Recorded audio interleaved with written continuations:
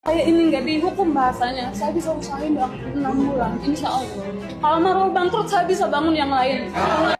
Yaitu adalah pernyataan sesumbar pemilik WO dan catering Marwah saat dipertemukan dengan para korban penipuan di Polres Jaktim. Selain pernyataan itu tadi, ada lagi nih ternyata yang lebih mengejutkan dari kasus ini. Tonton video ini sampai habis. Ya, belum tahu kronologisnya, kita akan mulai dari awal ya. Jadi kasus ini pertama kali viral dan mencuat itu setelah ada sebuah video yang memperlihatkan kekacauan di gedung Islamic Center Bekasi.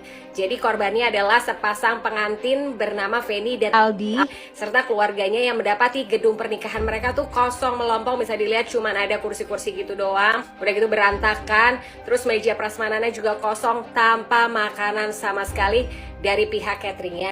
Ya, cateringnya apalagi kalau bukan Marwah Catering. Di hari yang sama, para korban yang panik dan emosi langsung mendatangi kantor Marwah Catering di kawasan Jakarta Garden City, Cakung, Jakarta Timur. Namun, kantor tersebut pada saat didatangi sudah dikunci rapat dan sang pemilik tidak dapat dihubungi. Ya, nggak berhenti sampai di situ. Fakta terungkap lagi di gudangnya makin miris berdasarkan liputan dari TV One saat para korban melacak dan mendatangi gudang Marwah Catering di kawasan Rorotan. Mereka malah menemukan para pegawai yang terlantar. Nah, pegawai-pegawai di gudang ini ternyata udah berbulan-bulan gak digaji oleh pemiliknya, bayangin aja ya.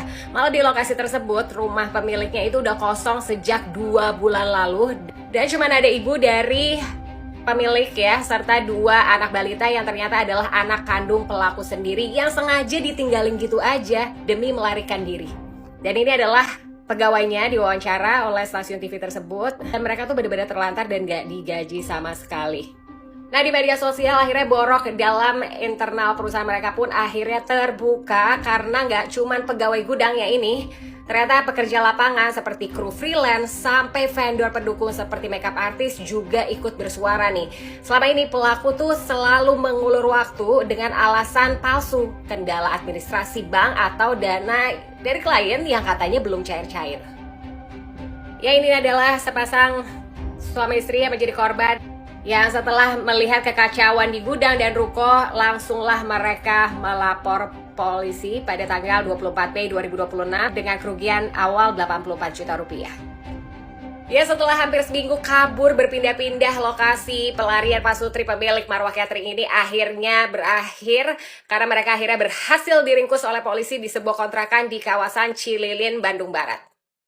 Dan hal yang membagongkan lainnya adalah otak penipuan dari Marwah Catering atau wedding organizer